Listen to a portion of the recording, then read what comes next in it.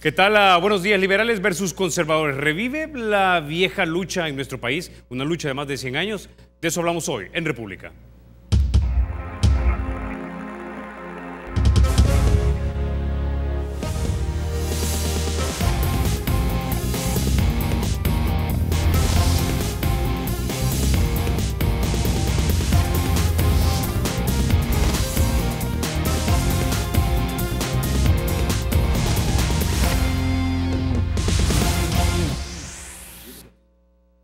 Liberales y conservadores, ese es el tema en este intro. Estamos ante una reedición de la vieja lucha, pero con nuevos temas de una contienda de más de 100 años aquí en El Salvador.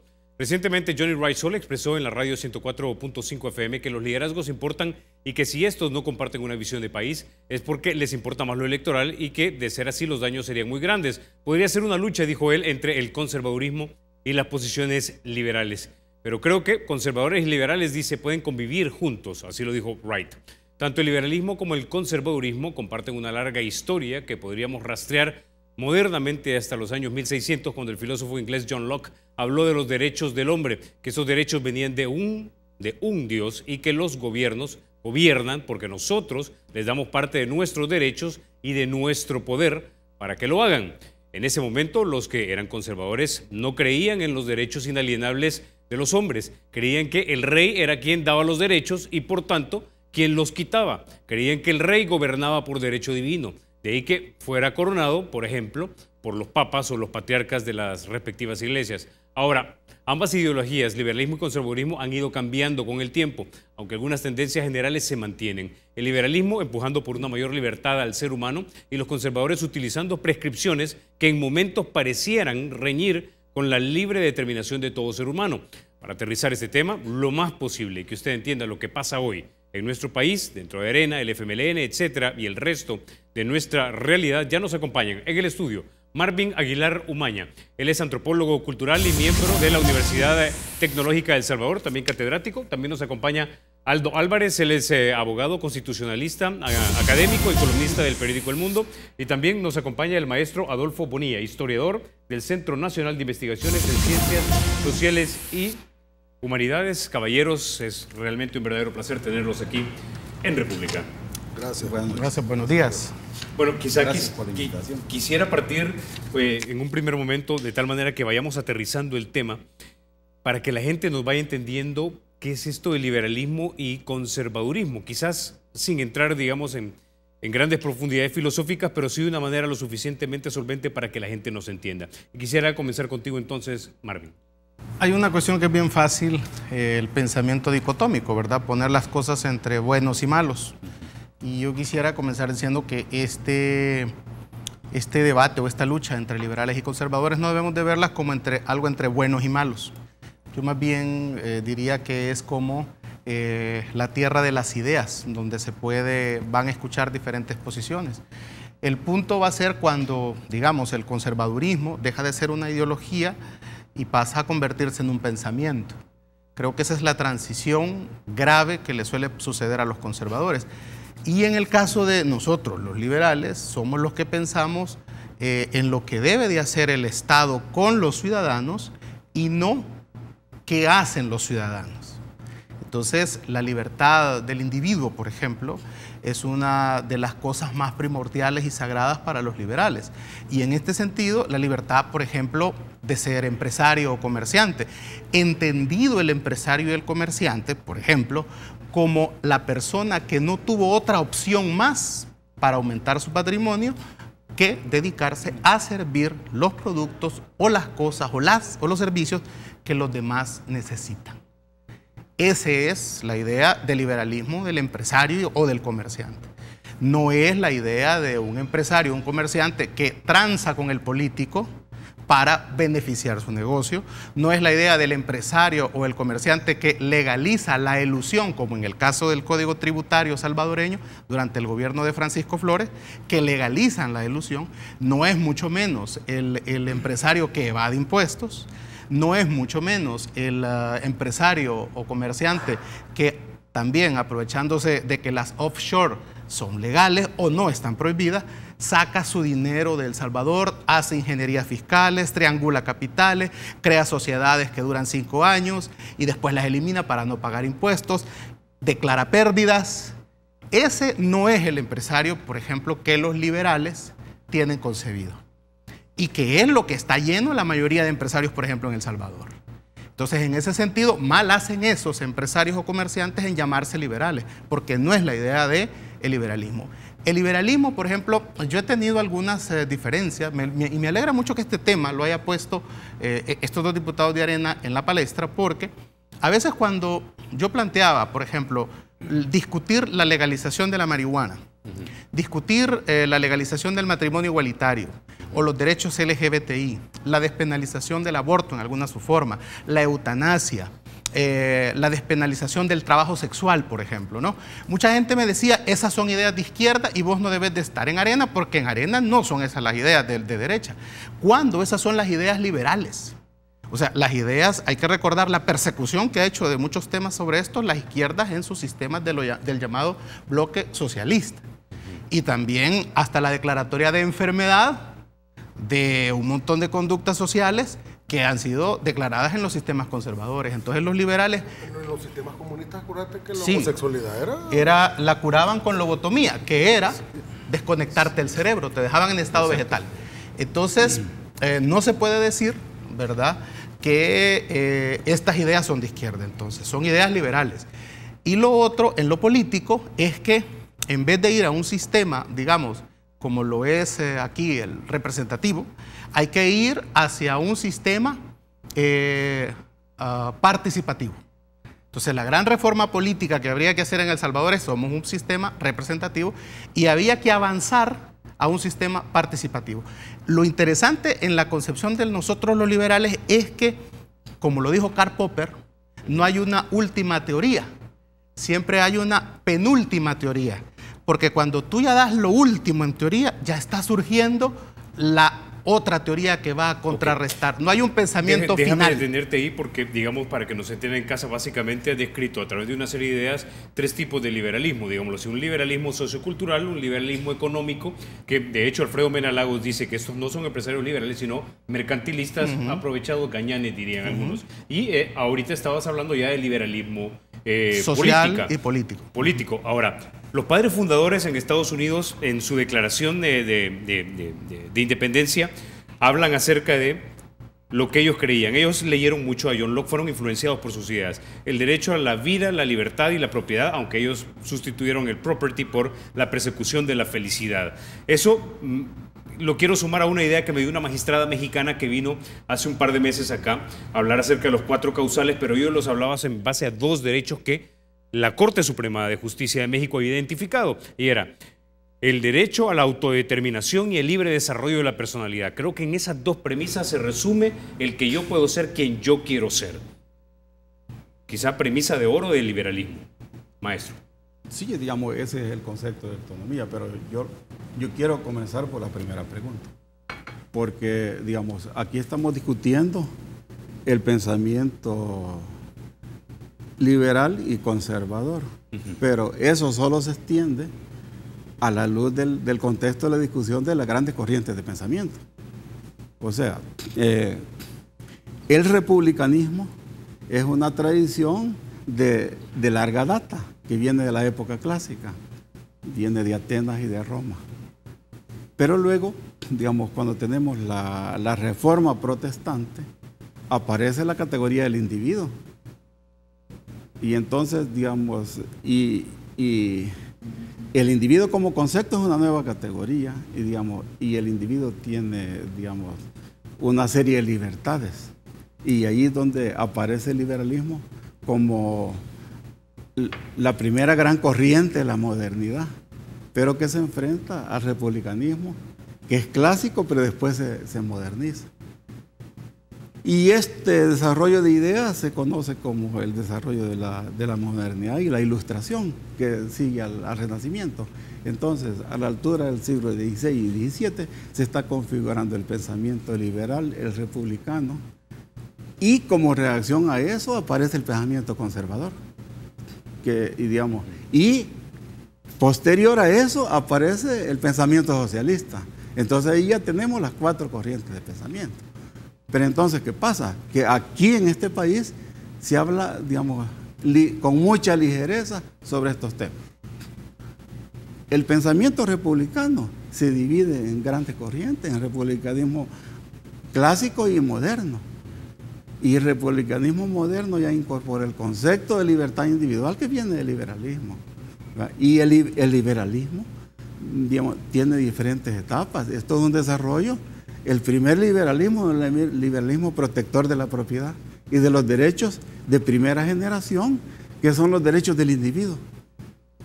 Y luego, cuando tenés una gran acumulación de capital, hay cuestionamiento de que toda esta doctrina de los derechos naturales o positivos del individuo han favorecido la gran acumulación de capital. Y entonces aparece el concepto de estado de bienestar y el liberalismo desarrollista.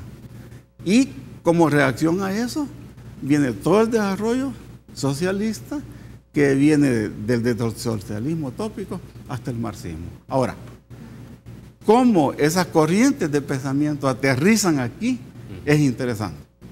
Entonces, ¿qué pasa? Este debate llega a Centroamérica porque hay que entender que el pensamiento, la idea liberal y conservadora son nuevas, y en Inglaterra lo que existía es un partido Whig y Tories. Pero en 1812, en los debates de las Cortes de Cádiz, aparece ya el vocabulario liberal, que poco a poco se fue aceptando. Y expandiendo en la América Española. Claro, y también hacia Inglaterra. Y también el vocabulario conservador era despectivo.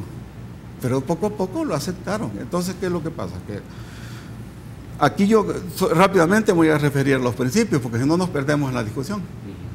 La República siempre habló de virtudes cívicas del individuo, ¿verdad? Y es un planteamiento muy lindo y muy positivo. El liberalismo siempre se fundamentó en la libertad individual, en la teoría del contrato social, en los derechos del individuo, ¿verdad? Y fundamentalmente lo que se conoce como libertad individual, porque no es solo un concepto de libertad. Y el socialismo, su fundamento es la igualdad. Es la igualdad. Y fíjese usted, todas las corrientes de pensamiento ofrecen aspectos positivos. Y por eso son grandes tradiciones. Y muchas veces todas defienden los mismos principios. Por ejemplo, un liberal te defiende la libertad y también te defiende la igualdad. Y un socialista te defiende lo mismo, la libertad y la igualdad. Pero cuando hay que definir prioridades, un liberal te va a defender la libertad y se va a cargar la igualdad. Y un socialista te va a defender la igualdad por sobre la libertad individual. Y entonces ahí yo creo que ya tenemos la fricción, el debate posicionado. Vamos entonces ahora contigo, Aldo, una vez más. Tomando en cuenta lo que nos ha dicho aquí el maestro Bonilla, así como Marvin, para que nos entiendan en la casa, digamos, de una manera tal vez sencilla, explicar liberalismo sociocultural, el liberalismo económico, el liberalismo político, y empecemos a aterrizar un poco qué es el conservadurismo. Pues, lo que pasa es que no hay un solo tipo de conservadurismo, eso hay que tenerlo claro. Okay. Ni el conservadurismo del siglo XVI-XVII es el mismo conservadurismo del siglo XIX, ni tampoco es el conservadurismo del siglo XX, ni el conservadurismo, por ejemplo, europeo, es el mismo conservadurismo norteamericano y mucho menos el latinoamericano, ya no digamos el centroamericano, que esta área ha sido siempre como que digamos la más atrasada en términos de pensamiento político en toda Latinoamérica. Entonces, cuando querés definir qué es el conservadurismo, tenés que aterrizar en una coyuntura determinada. Por ejemplo, tú ves pues, en los Estados Unidos de hoy un partido republicano al que se le suele describir como un partido conservador y un partido demócrata al que se le suele describir como un partido liberal. Y lo cual es cierto. O sea, la pugna más grande que hay ahorita en los Estados Unidos política son entre dos grandes bloques de derecha. Porque yo siempre he dicho que la sociedad norteamericana de ahora es una sociedad toda de derecha. Lo único que unos son liberales y otros son conservadores. Ahora, Pero cosa rara, el Partido Republicano a finales de los 1800 no presentaba las mismas características en términos de pensamiento que el Partido Republicano de hoy. Bueno, lo que hablábamos antes de cámara, Abraham Lincoln pertenecía al Partido Republicano y las ideas que planteó Lincoln para su tiempo fueron ideas que chocaron frontalmente contra un conservadurismo de tipo fundamentalista, religioso y político, por ejemplo, con relación a la libertad de los seres humanos, la libertad de los esclavos, la igualdad ante la ley. O sea, él planteaba, porque el liberalismo te dice todos tenemos que ser iguales ante la ley, ¿no? Incluyendo a los que eran esclavos, ¿no? Entonces, eso se puso en una confrontación directa con un pensamiento muy atrasado, muy conservador, que propugnaba porque debería de haber una diferencia de tipo hasta religioso, incluso en los estados del sur, y por eso no podía haber igualdad entre los hombres. Al final, pues, con todo y lo que él mantuvo la unión, ganó la guerra civil y todo, pero no se nos olvide que le pegaron un balazo, ¿verdad? O sea, así terminó la historia. Entonces, pero el Partido Republicano de ahora no se parece al Partido Republicano en Estados Unidos de los finales de los 1800.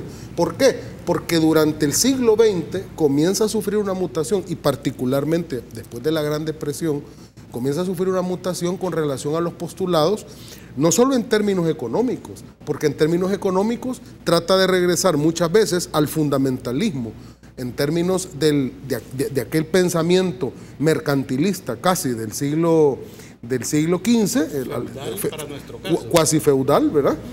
Y también se llena mucho de pensamiento conservador, especialmente del evangelismo que surge en los Estados Unidos en el siglo XX. O sea, no hay que confundir el protestantismo de Lutero con el evangelismo del siglo XX. Déjenme detenerlo porque tengo que ir a la pausa, pero para que vayamos aterrizando esto, porque da la impresión que vamos dibujando algo que yo lo podría expresar de esta manera, tanto el liberalismo como el conservadurismo, ya para que lo vayamos poniendo en contexto de El Salvador. Ambos pueden ser considerados de derecha, es decir, que apoyan al modo de acumulación capitalista, pero da la impresión que dependiendo de que sea uno o el otro, la implementación que se da del apoyo a este sistema puede ser con más equidad, con menos equidad, con más justicia, con menos justicia, con más represión o con menos represión. Con más intervención de la iglesia. Con menos intervención. Ok. Con esa idea nos vamos a quedar. O quizás con vamos más a la libertad pausa o menos y aterrizamos libertad. en la historia de El Salvador entre conservadores y liberales. Antes de eso, déjeme contarle, para facilitar sus transacciones, el Banco Promérica ahora cuenta con una banca móvil en la que además de ahorrarle tiempo, podrá hacer pagos de préstamos, tarjetas, servicios y transferencias entre cuentas. La aplicación de banca móvil es gratis y está disponible desde las tiendas de Google Play y también del App Store. Ya volvemos.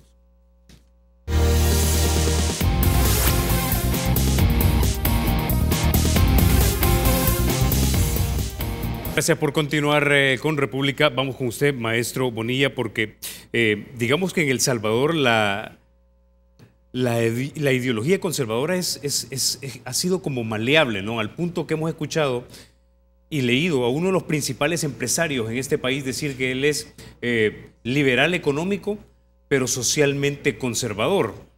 Bueno, eso podría ser una nueva forma de ideología conservadora, ¿no? Lo que yo sí sé es que en este país, desde el siglo XIX, siglo XX, digamos que hubo una alianza entre iglesia, Estado y clases pudientes. Y esto, me imagino yo que era posible gracias a un casamiento que hubo entre la moral cristiana, católica, española, con la forma de acumulación de mi propiedad, con las formas de moralidad que yo voy a imponer a través de las leyes que voy a impulsar, a través de los gobiernos que yo voy a impulsar, y no necesariamente voy a creer en la libertad individual. Por supuesto voy a apoyar regímenes dictatoriales que precisamente aplastan los derechos individuales. Quiero que me comente eso, pero antes, los tres principios que hace unos segundos me decía que son característicos de la ideología conservadora.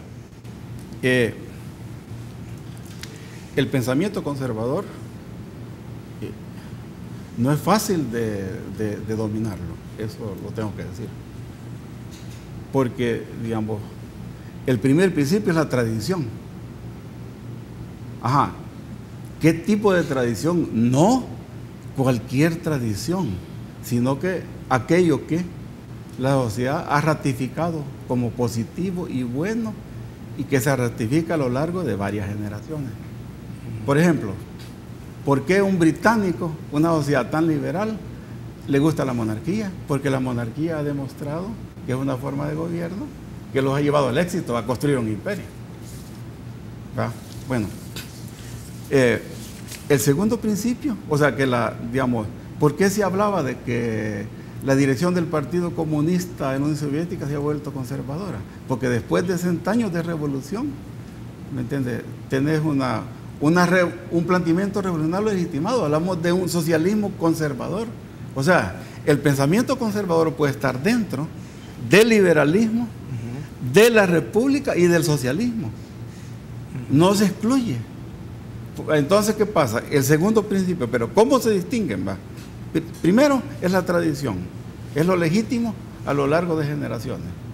Cuando el liberalismo ya es muy viejo, hay un pensamiento conservador liberal que defiende el liberalismo clásico, por ejemplo, en Estados Unidos. Segundo, ellos están en contra del planteamiento individualista del liberalismo, porque dicen que la sociedad es un organismo, que si una cosa te falla, si vos tenés excesiva pobreza, la sociedad está enferma. Entonces, es un planteamiento en que ven la sociedad como un organismo. Tercero, y quizás lo más interesante del pensamiento conservador, es el planteamiento de la imperfección humana, moral o intelectual. Porque tú tienes, por ejemplo, San Agustín plantea la imperfección moral a partir de la caída, del paraíso y del pecado. Pero un hombre como David Hume, que es un ateo, él dice, bueno, nosotros estamos enfrentados ante la imperfección moral. Lo que sale de un teórico es limitado, es un simple teorista que está dando recetas, pero tiene que probarse en la sociedad. Entonces, por eso es que el pensamiento conservador es profundamente constitucional, porque te mete una desconfianza a cualquier ser humano. Usted no confía, controla. Entonces, ese sesgo de escepticismo es típico del pensamiento conservador, y eso lleva a una conclusión. Ellos rechazan que en política, pueda haber teorías o que vas a hacer teorizaciones políticas. ¿Por qué? Porque el hombre no lo domina la razón, sino que fundamentalmente la pasión. Vos en la política tenés un problema de poder que te va a romper cualquier planteamiento racional. Entonces, eso es muy típico del pensamiento conservador. Entonces, ¿qué pasa? Voy a pasar a la historia. Estas ideas aterrizan en Centroamérica durante la época de la independencia. ¿Va? Claro, ahí hay un planteamiento liberal, en los Aycinenas, por ejemplo. Pero ¿qué pasa? El Estado moderno no cuaja. Entonces, en Inglaterra, tú tienes el Partido Liberal y el Partido Conservador. Y las corrientes republicanas también. Pero aquí, como el Estado moderno no cuaja, esas corrientes de pensamiento de la modernidad se diluyen. Al final del 19, tú no tienes un solo partido conservador y un solo partido liberal. Tener grupos, facciones. Son lo que nosotros llamamos en salvadoreño argollas de poder. Facciones, son facciones. Eric Chin lo ha estudiado y te voy a pasar aquí un documento. Entonces, por el mismo desorden de las guerras civiles, se va generando una tradición autoritaria. ¿Me entiendes? ¿Cuál es el primer partido reconocido a finales en 1918? El Partido de los Meléndez Quiñones, Partido Nacional Democrático. Ya aparece la democracia, pero no tiene ni un partido liberal, ni un partido conservador. Vaya, en Honduras sí lo tiene, o en Nicaragua, pero en El Salvador no. Y luego, cuando llegamos a los años 50, 60, yo te diría que los partidos de los Meléndez Quiñones son, verticales, autoritarios, clientelares. No son partidos modernos, es que no hay Estado moderno. Luego, entonces, básicamente, no tenemos entonces el liberalismo arraigado en este país. No hay una tradición liberal, y por eso es que estamos en esta discusión. Entonces, ¿qué pasa? Que cuando tú tienes los partidos, Pro Patria es un partido oficial de los militares. El PCN es una clientela heredera de los partidos clientelares, verticales, autoritarios del siglo XIX. Entonces, ¿cuáles son los primeros partidos modernos que aparecen? Aparece la Democracia Cristiana en la década de los 60, el MNR, ¿me entiendes? El PPS para mí Partido Popular Salvadoreño de Antonio Rodríguez Port, para mí es lo que más se acerca a un partido liberal en El Salvador. Y después discutamos los principios de Arena. Es que Arena no se define como un partido liberal, ni conservador. Es una amalgama. Yo leí los principios y me parece que hay una amalgama de cosas. Y de ahí la conclusión. Quiero traer en ese momento ya puse en contexto, digamos, el problema es que estas corrientes de pensamiento no se consolidan en el 19 y en el 20 arrancamos mal. ¿Me entiendes? Da la impresión que lo que hemos tenido aquí nosotros es básicamente un triunfo, no sé si decir por inercia o por... no sé por qué, para eso los traje a ustedes, para que me expliquen, es del conservadurismo en este país. Es decir, si no tenemos partidos liberales, es decir, que respetan la libertad de expresión, la tolerancia a la diversidad de ideas y la libertad de asociación, que son básicamente tres de las cosas que durante el siglo XX no se respetaron y por las cuales tuvimos un conflicto armado en este país, básicamente lo que hemos tenido entonces es una hegemonía del conservadurismo que ha sido en este país una amalgama de mi amor por la moral cristiana, católica, española, más mi desprecio por las libertades individuales y las tres que les acabo de mencionar, que nos dieron los regímenes políticos que tuvimos, ¿verdad? Juntado con un déjenme hacer desde el punto de vista de acumulación de capital sin que el Estado se sin que el Estado se meta en mis negocios. Eso es lo que hemos tenido en este país. Pero ahí hay una amalgama de ideas entre liberales y conservadoras, Aldo. Sí, y republicanas sí, pero no perdás en cuenta algo. El tipo de conservadurismo que se aplicó en El Salvador, digamos que pasó al siglo XX en El Salvador, tiene mucho que ver también con la conformación socioeconómica de esta sociedad, con la forma como heredamos el patrón de estratificación y jerarquización social de la colonia misma y de la independencia, que no hizo variar en forma demasiado sustancial los patrones de acumulación de riqueza y de exclusión social. Entonces, ese conservadurismo se fue de alguna manera político, vamos a llamarle así, se fue adaptando a esa realidad de tal manera que lo que servía para que ese modelo de repartición de la riqueza se mantuviera y ese modelo social, lo que fuera necesario, se iba adaptando para que eso no cambiara. Y llegamos al siglo XX de esa manera. O sea, por eso te digo, esta región ha sido una región a donde ha habido, digamos, han habido una de las oligarquías más atrasadas en toda América Latina, precisamente por eso, por la falta de visión, ¿verdad?, de conocimiento, de adoptar, por ejemplo, ideas liberales, porque las ideas liberales de alguna manera rompían con esa digamos, estratificación, ¿no?, de la sociedad, por la cual entonces había que hacer una repartición, digamos, de alguna forma más equitativa de la riqueza. Ahora, yo sí quisiera, no ha entrado a esta discusión un elemento que hay que meterlo, la idea de democracia. Sí. Eso es fundamental. ¿Cuándo aparece la idea de democracia? ¿Y cómo analizan y miran a la democracia los liberales y los conservadores en este país? O sea, ¿qué idea tienen de la democracia? O sea, ¿qué es la democracia? Del 50, ¿no? Pero fíjate que, por ejemplo, uno de los elementos digamos, más límite, le llamo yo, de la discusión entre los liberales y los conservadores de ahora, es que el conservadurismo muchas veces se pone dentro de un influjo de funcionamiento contrario a la democracia. Te explico por qué. En cambio, el liberalismo de nuestros tiempos, por ejemplo, el liberalismo norteamericano de hoy, se tiene que hacer profundamente democrático. ¿Por qué? La democracia es un sistema por el cual es inacabado, es inacabable. O sea, nunca podés llegar a un estadio de democracia donde puedas decir, ya topamos a la democracia, ya no hay más que desarrollarla. ¿Por qué? Porque la democracia son los planteamientos de los intereses de los gobernados para que se le dé solución por parte de su gobernante. Los planteamientos y las necesidades de los gobernados van cambiando generación en generación y nunca puedes llegar a un estado de democracia donde decís, ya topamos y nunca van a haber nuevos planteamientos que darle solución. Entonces, en este sentido, te quiero decir que el liberalismo te dice, hay que estar haciendo avanzar siempre la democracia, adaptándola a las nuevas necesidades y planteamientos. ¿Y eso qué implica? Implica entonces, por ejemplo, que temas como los que mencionó Marvin, que son temas que están en la sociedad, en términos reales, en términos sociales, ¿verdad?, como los que ya mencionó, el matrimonio igualitario, el tema del aborto, etcétera. Son temas que están ahí y son nuevos planteamientos que se hacen desde aparentes minorías, y digo aparentes minorías, ¿ya? Porque eso sería interesante cuantificarlo. Desde aparentes minorías se están planteando de tal manera que la democracia misma tiene que buscar una manera de cómo darle solución a esa demanda. El pensamiento liberal de ahora, por ejemplo, norteamericano, por eso es que se mira más proclive a discutir esos temas que el conservadurismo. En nuestro país sucede algo parecido, aunque no exactamente igual.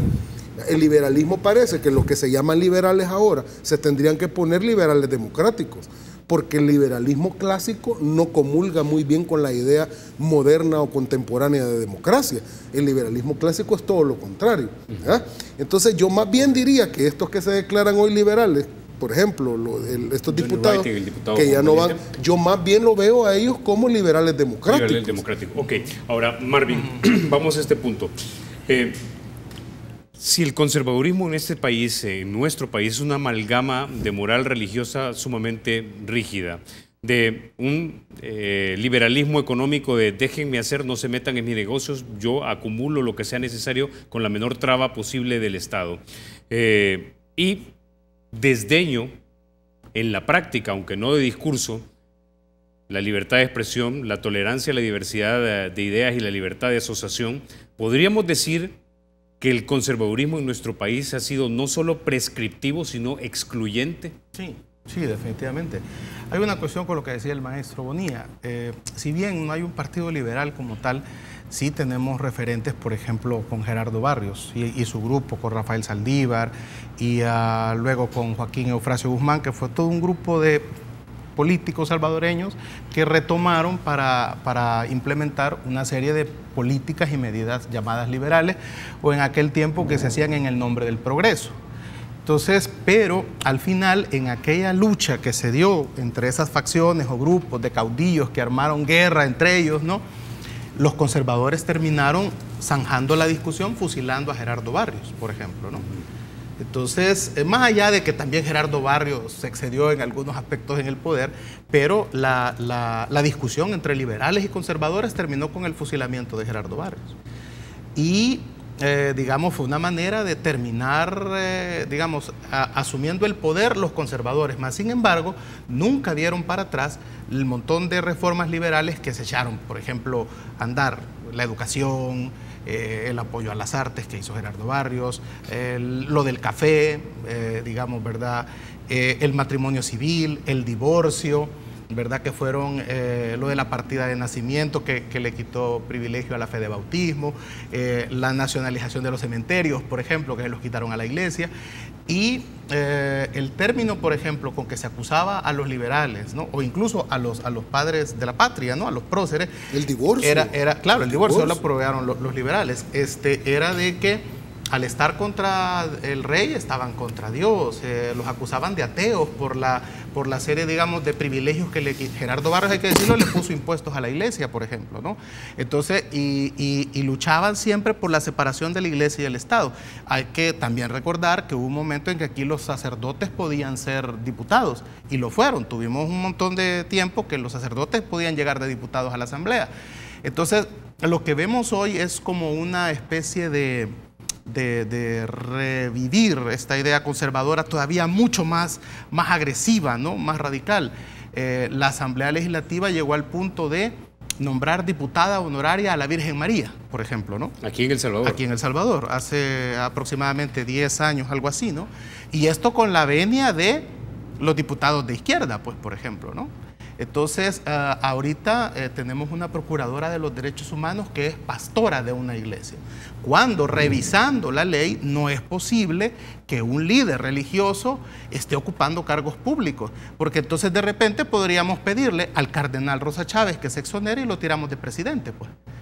Entonces, es decir, que son las cosas que se trataron de evitar para que el rol de las iglesias no es cambiar al mundo, es salvar almas. Entonces, las ideas de cambiar sistemas... Y volver hombres buenos. Exacto, pero no desde la política. No se, por ejemplo, ¿qué dice la Biblia? Libre albedrío, pero los conservadores nos imponen un albedrío no libre. Entonces, porque el punto es también, los conservadores entienden lo de la libertad no como los liberales, que era lo que explicaba muy bien el maestro, porque ellos creen que hay una libertad mucho más arriba de la libertad que proponen los liberales, que es la libertad de Dios. Porque cuando tú aceptas a Dios, tú vas a tener una libertad mucho mejor, ¿verdad?, que la libertad que te ofrecen los liberales. Pero ahí es donde ya viene la idea de que nosotros creemos, por ejemplo, que la fe es interior, es personal, ¿verdad? Por ejemplo, hay liberales que creen en Dios y es válido. Es más, le decía yo al maestro que la frase esta que va en la bandera nacional, Dios, unión, libertad, era la frase, fíjate, que los liberales usaban cuando iban a guerra en El Salvador y que al final se la cosieron al pabellón nacional para demostrar que no eran ateos, porque la gran acusación que venía desde el lado conservador era que eran ateos. Ok, tengo que ir a la pausa. Cuando regresemos aterrizamos ya, digamos, un poco en el debate actual, porque muchas de las leyes que nosotros tenemos, algunas aprobadas en la década de los 90, estarían informadas tal vez por esa moral religiosa católica que nosotros tenemos en este país y que tal vez la gente no se da cuenta porque han perdido la capacidad de asombrarse. Ya volvemos.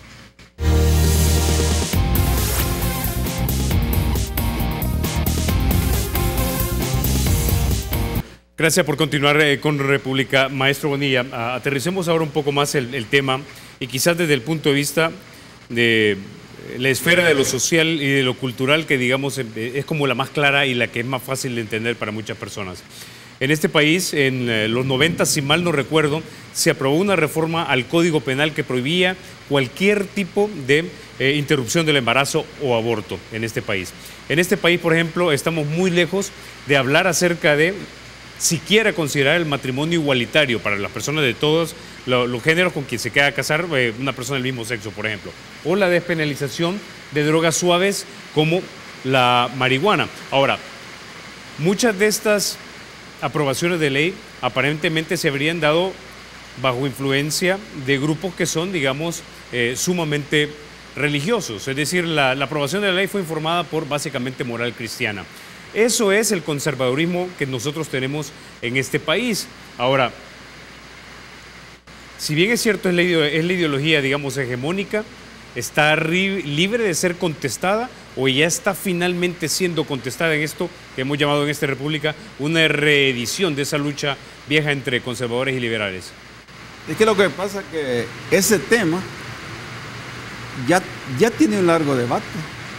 Por ejemplo, había una señora que estaba enferma, que tenía un embarazo que no iba a sobrevivir, y Corte Suprema se pronunció. Dijo que la ciencia actúe de acuerdo a sus criterios. Y en el momento que estaba en riesgo la vida, el hospital de maternidad tomó la decisión de interrumpir el embarazo, de acuerdo, siguiendo la sentencia de sala. Entonces, cuando la sala te dice que la ciencia actúe de acuerdo a los criterios científicos, ya es una apertura. Es que este tipo de reformas son así. Vaya, ¿cómo entra la libertad religiosa? En la Constitución Federal ya parece, digamos, que la religión es católica, pero da espacio para el culto privado de otras. Así tenía que ser. Este tipo de leyes se mueven con prudencia. Porque ¿qué sentido tenía? Y nuestra Constitución le da personalidad jurídica a la católica. ¿Qué sentido tenía declarar libertad de culto si no habían protestantes? Ningún sentido. Mira, Chile tardó 50 años para llegar a eso. Entonces, esa es prudencia en política. Entonces, imagínate, en plena campaña electoral, ese no es un tema que lo vas a discutir, porque a todos los partidos les incomoda. A todos les incomoda, porque, digamos, en ese sentido, son sociedades muy conservadoras en el sentido religioso, donde hay encuestas que te dicen que el 37% son protestantes ya, que van a estar en contra de todo ese tipo de ideas. Entonces, la clase política, en un clima electoral, no quiere ese tipo de discusiones, es simple. O sea, en otra época eso se mete y se discute, ¿me entiendes?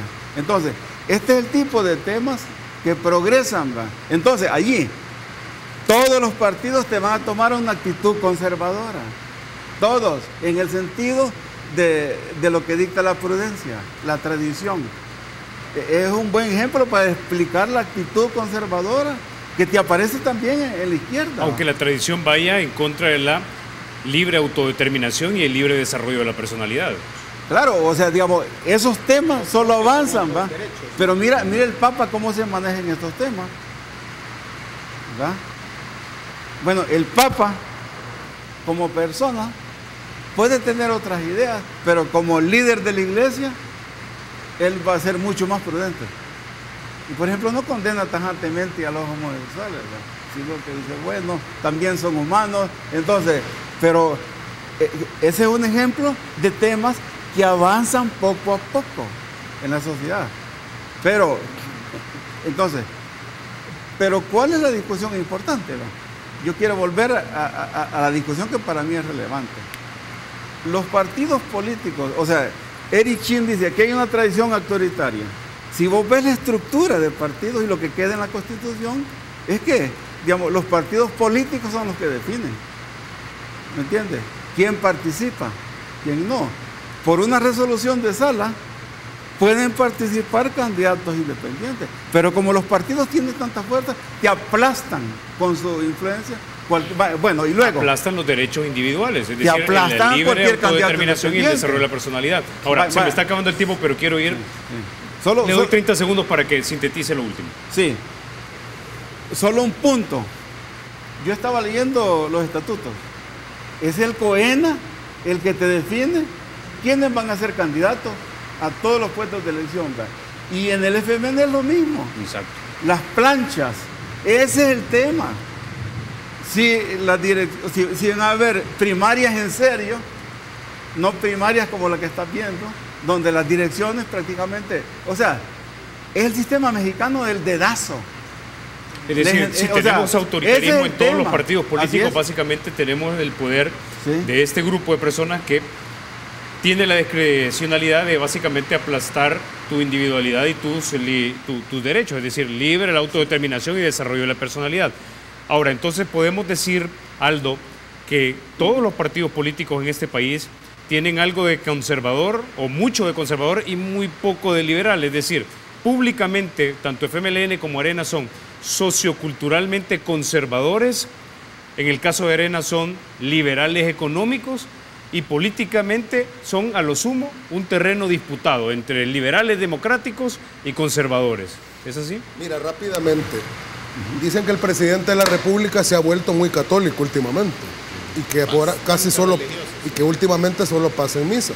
Eso podría ser una cuestión muy personal que uno debe de respetar.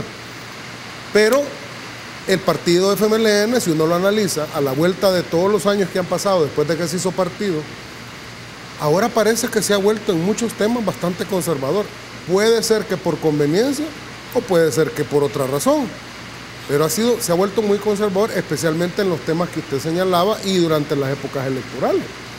Entonces, es un conservadurismo revolucionario, pero una revolución, una idea de revolución muy a su manera. Ahora, ¿qué es lo que ves ahí? ¿Ves posiciones, por ejemplo, del socialismo clásico? ¿Hay un revisionismo del socialismo? Yo no lo miro. Lo que miro yo es que a la vuelta de los años que han pasado y de lo que ha pasado en Latinoamérica con el socialismo del siglo XXI, se han vuelto muy conservadores en temas, por ejemplo, primero, el rol de la iglesia y las iglesias con relación al gobierno. Dos, ¿qué tipo de modelo económico están administrando? Y lo siguen haciendo el mismo que venía desde las épocas de Arena. Y con muchos tintes de mercantilismo en muchas formas. No digo igual, pero con muchos tintes mercantilistas. Pero por el otro lado, ¿qué es lo que ves en Arena? Arena no es liberal, ni se ha declarado liberal, ni nunca se va a declarar liberal, porque ahí conviven una amalgama de pensamientos y de intereses económicos que no pueden declararse liberal porque quedarían excluidos varios. Ahora, es probable que conservadores y liberales tengan la idea de igualdad y compartan la idea de igualdad, pero es una igualdad extraña. El liberal, por lo menos los democráticos que estoy viendo que se pronuncian, es la igualdad ante la ley, como realmente es la idea de igualdad en el liberalismo, la igualdad ante la ley. Diferente es la igualdad en el marxismo, que es igualdad pero económica de verdad, no solo ante la ley, ¿verdad? Por eso que dice Norberto Bobbio, ¿verdad?, que la verdadera diferencia entre ser de derecha e izquierda es la posición radical que se tenga frente a la idea de libertad y de igualdad. Pero por el otro lado, los conservadores en Arena comparten la idea de igualdad, pero desde una perspectiva muy religiosa. O sea, desde la perspectiva de una igualdad a partir de la igualdad cristiana, por ejemplo. De la salvación del alma y de los preceptos divinos. Y hay otro grupo menos minoritario, pero que uno no puede dejar de mencionarlo, que también está ahí, y ese no comparte la idea de igualdad, porque no puede compartirla, que son los fascistas. El fascista, ese no comparte la idea de igualdad. Tú y yo no somos iguales porque yo soy superior a ti, por eso soy fascista. Por tanto, no hay igualdad. Todo es jerarquía, ¿verdad? Entonces, la desigualdad completa. Por eso muchos dicen, teóricos, que los fascistas no son ni siquiera de derecha. Ok, ahora, brevemente, ¿tú crees que hay, aunque sea una pequeña facción de fascistas en el Partido Arena o en este país? No te voy a contestar porque se cae por su peso la respuesta. De fascistas listo. en Arena. Bueno, te hago la misma pregunta a ti, entonces, Marvin, y es la siguiente.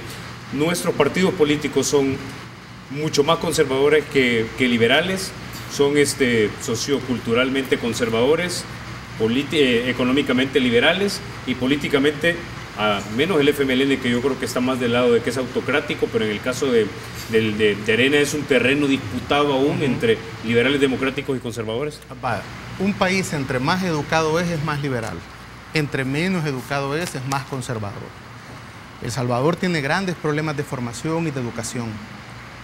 En ese sentido, El Salvador es conservador en su mayoría, el salvadoreño es conservador en su mayoría. Por eso, tanto Arena como el FMLN van a tender a ser conservadores porque es su mercado electoral. Y lo que el maestro llamaba prudencia, nosotros los liberales le llamamos inmovilismo, porque hay momentos en que hay que decir las cosas, hacerlas, ¿verdad? Y tener un discurso, porque es tan importante cuando las élites, o sea, en América Latina los cambios van siempre de arriba hacia abajo, nunca, raro, de abajo hacia arriba. En la medida que las élites cambian el discurso, va a ser bien importante para que la masa, el pueblo, también empiece a cambiar el discurso. El problema es, le puede aceptar la prudencia a la hora de hacer las reformas de manera legal, pero solo lo que ha dicho el Papa Francisco ha calmado un montón los sectores ultraderechistas dentro de la iglesia, que no es que se han quedado, digamos, quietos, están replanteando la estrategia de cómo salirle a la vuelta al Papa Francisco, porque no pueden ellos, digamos, enfrentar directamente al Papa. Entonces, ¿verdad? Eso es lo que debería por lo menos de avanzarse en el Partido Arena. Por ejemplo, cuando Rolando Alvarenga dice que uno de los principios de Arena es Dios, bueno, vamos, que un partido moderno no, es inconstitucional que sea confesional. Y entonces, y habla del Dios cristiano. ¿Qué pasa entonces con los indígenas salvadoreños que no son, digamos, o no creen en el Dios cristiano?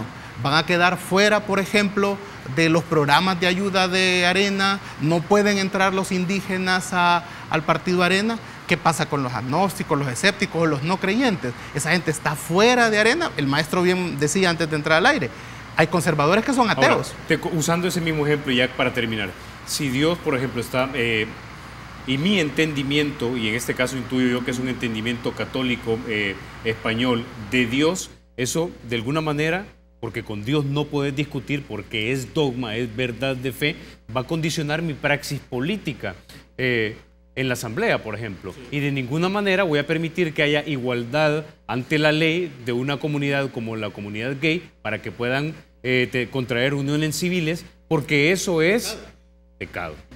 Eso es un mal planteamiento gobernar así. No se puede gobernar con la Biblia. Corre contra los intereses de las minorías. Y el punto es que la democracia que es el sistema que hemos decidido vivir en El Salvador, no es teocrático, sino democrático, es que si bien en El Salvador hay que respetar la voluntad de las mayorías, sin descabezar a las también minorías, automáticamente hay que respetar a las minorías. Por eso, si te fijas, la Constitución salvadoreña, el fin primordial del Estado es la persona humana, es el individuo, no la familia. La familia es importante, por supuesto, pero la Constitución salvadoreña pone antes de la familia al individuo, a la persona, es decir, las libertades personales, y después viene la familia. En ese sentido, un partido político que ponga primero a la familia sobre el individuo está siendo inconstitucional, pues, y solo es cuestión de que alguien, algún militante o alguien interesado o sentirse violado su derecho de militar en un partido, se presente a la sala de lo constitucional y diga, mire, es que en realidad la Constitución dice que es la persona humana, el individuo, lo más importante para el Estado. Pero nuestra Constitución es liberal. No la familia. No, y Nuestra Constitución por eso es mismo, liberal, artículo 1, ¿no? Todos somos iguales ante la ley. Artículo 1. Ese es el pensamiento liberal. Exacto, y cuando básico. pone al individuo por encima de la familia, entonces estamos dándole la prioridad a la libertad, bueno, ¿no? Se nos acabó el tiempo, pero básicamente en una república todos tienen derecho, incluso los más impopulares. La Constitución, según me han explicado abogados constitucionalistas, no solamente es la ley madre de la república, sino también es un límite al poder de la mayoría sobre la minoría. Y por más que un partido diga y ponga cláusulas que diga, por ejemplo, esto es así, porque así decimos nosotros, y si es inconstitucional, pues esos principios no caben dentro de esos estatutos de ese partido político. Ok, caballeros, se nos acabó el tiempo, vamos a tener que invitarlos nuevamente. Este es un tema sumamente apasionante que yo creo que si lo aterrizamos de esta manera la gente nos va a entender y va a saber por qué tenemos el estado de cosas que tenemos en este país. Falta del lado del socialismo. Exactamente, hay que analizarlo también. Bueno, muchísimas gracias Marvin, Aldo, Maestro Bonilla por haber estado esta mañana aquí en República. Gracias. Ustedes, amigos, se quedan con la emisión matutina de Teleprensa con mi querido Rafa García y Mayelita Mena. Soy Carlos Toledo, gracias por vernos. Recuerden, la República es de todos, y hay que cuidarla.